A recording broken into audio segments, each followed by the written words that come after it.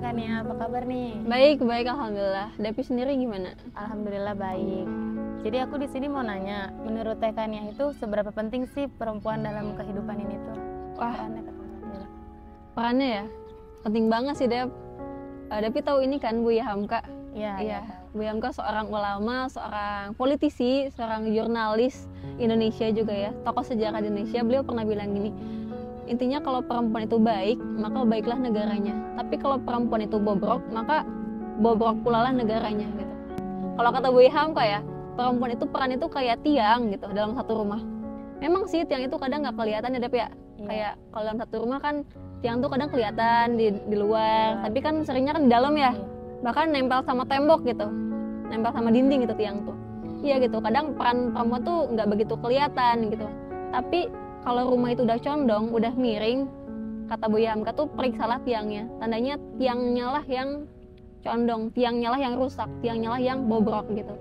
Dan kita tuh kenal ya istilah tuh, perempuan tuh ibarat, kalau dalam satu peradaban ya, perempuan tuh ibarat rahimnya gitu. Dan masa depan peradaban itu adalah janinnya.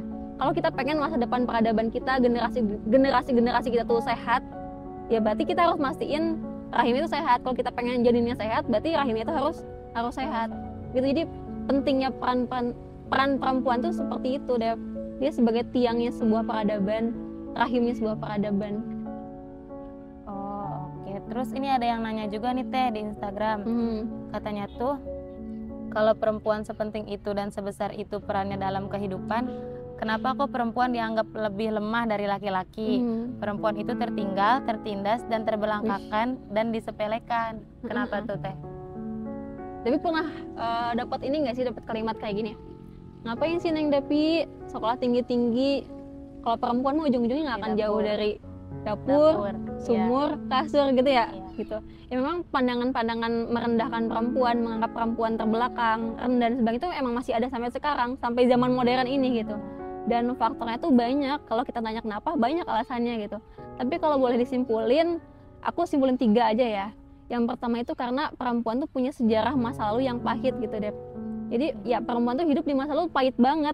Misalnya pada zaman kuno gitu ya, perempuan tuh jadi objek pemuas syahwat laki-laki aja gitu. Bahkan perempuan tuh jadi barang dagangan yang nggak ada nilainya gitu. Jadi perempuan tuh, Dep itu kayak dulu ya, dianggap kayak barang aja yang bisa seenaknya dijual, diperjualbelikan gitu. Dulu ya zaman kuno. Pindah lagi misalnya, maju lagi kita ke zaman revolusi industri misalnya. Dulu perempuan udah boleh kerja, udah bisa kerja di pabrik, udah jadi karyawan, udah bisa gitu. Karena dulu tuh pas masa revolusi industri kan ada perang dunia ya. Nah, yang ikutan perang dunia itu kan laki-laki ya. Yang jadi prajurit, jadi tentara perang dunia itu kan laki-laki ya. Nah, karena laki-lakinya pada ikutan perang, banyak laki-laki yang mati.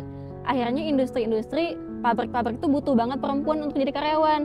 Akhirnya waktu itu dibukalah lowongan kerja ya buat perempuan gitu. Nah, perempuan udah pada kerja, tapi waktu revolusi industri, perempuan tuh meskipun udah bisa kerja, tetap dieksploitasi gitu. Jadi mereka kerja habis-habisan, dieksploitasi, dan setelah itu mereka tuh dikasih upah yang rendah, gaji rendah yang tidak sepadan dengan laki-laki gitu. Kenapa ya? Karena tadi gitu. Karena perempuan tuh dianggap tidak punya kemampuan, tidak punya kredibilitas, tidak punya kinerja yang sepadan, yang sebanding dengan laki-laki. Gitu. Itu adalah faktor yang pertama. Faktor kedua kenapa sih kita menganggap perempuan itu lebih rendah, terbelakang, tertinggal dan sebagainya? Mungkin karena itu, Dev, karena kita itu salah memahami fitrah fisik dan juga psikisnya perempuan gitu. Karena kan memang secara fitrah, secara alamiah, secara naluriah, perempuan tuh diciptakan memang lebih lemah, lebih halus, lebih lemah lembut. Perempuan itu memang diciptakan dengan porsi emosional, porsi kasih sayang yang jauh lebih besar dibandingkan laki-laki gitu. Tapi kenapa perempuan diciptakan dengan kondisi seperti itu? Ya karena perempuan tuh punya 3 kodrat yang nggak dimiliki oleh laki-laki. Kodrat perempuan tuh kan mengandung, melahirkan, dan juga menyusui gitu. Nah, itu 3 kodrat yang nggak mungkin bisa dilakukan oleh laki-laki gitu. Kalau bukan karena kelemahan, kelembutan, kehalusan perempuan, kalau bukan karena rasa kasih sayang dan rasa emosional yang begitu besar dalam diri perempuan tuh nggak bisa nahan sakitnya ketika mengandung, nahan sakitnya ketika melahirkan, atau nahan sakitnya ketika menyusui gitu. Kenapa laki-laki nggak bisa mengandung, melahirkan, menyusui? Karena laki-laki nggak punya rasa kasih sayang yang begitu besar gitu. Benar nggak, Dev? Yang bikin ibunya Devi kuat ngelahirin Devi itu karena ibunya Depi itu punya rasa lemah lembut yang begitu besar, yang jauh lebih besar dibandingkan dengan ayah Depi gitu Dep. Dan yang ketiga, faktor ketiga karena tadi ya, karena sejarah perempuan yang begitu pahit, dan juga karena barangkali kita itu salah kaprah dalam memahami fitrah, fisik dan juga psikisnya perempuan, akhirnya ya itulah masih bertahan sampai sekarang pandangan-pandangan dan juga stigma-stigma negatif yang merendahkan perannya perempuan Dev gitu. Terus Islam memandang perempuan itu gimana sih Teh? Ada gak kesetaraan gender dalam Islam itu? Islam tuh begitu begitu memuliakan gitu. Perempuan tuh begitu ter-highlight, ter-notice, begitu diperhatikan gitu Dev. Tapi ingat gak sih cerita yang ketika itu Rasulullah didatengin sama seorang sahabat, terus sahabat tuh nanya gitu kan ke Rasulullah, ya Rasul, kalau seandainya aku dipanggil oleh orang tua aku gitu ya, dipanggil oleh ibu dan ayahku berbarengan, mana yang harus aku dahulukan gitu kan? Rasulullah jawabnya apa? Ibumu kan, ibumu, umuka ya, umuka gitu.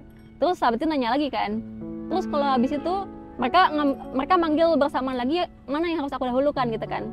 Rasulullah jawab lagi, umuka gitu kan, ibumu lagi. Sampai berapa kali? 3 kali. Sampai 3 kali kan, umuka baru abuka gitu. Nah dari hal sekecil itu aja, dari hal yang keseharian itu aja, perempuan itu begitu begitu didahulukan, begitu diperhatikan, begitu dimuliakan gitu dalam Islam. Dan kalau tadi ya Depi nanya kesetaraan gender dalam Islam itu ada nggak sih gitu. Nah aku mau ngutip salah satu perkataannya Salim Afilah ya. Beliau pernah bilang gini, bahwa kesetaraan gender dalam Islam itu adalah bahwa laki-laki dan perempuan itu sama-sama diberikan peluang dan kesempatan yang sama untuk meraih kebaikan dunia dan akhirat di sisi Allah. Jadi tolak ukurnya itu tolak ukurnya itu adalah kebaikan di sisi Allah gitu. Jadi ya, perempuan berkarya, perempuan bermanfaat, perempuan punya karya yang cemerlang di dunia ini tuh tujuannya bukan untuk agar dipandang setara sama laki-laki, bukan untuk diberi validasi atau punya penghormatan, tapi tujuannya itu adalah gimana biar Allah tuh cinta, gimana biar Allah tuh suka gitu deh. Berarti Masya Allah banget ya Teh, Islam itu memuliakan perempuan gitu ya. Betul ya, makanya kita harus bangga dan bersyukur deh jadi perempuan.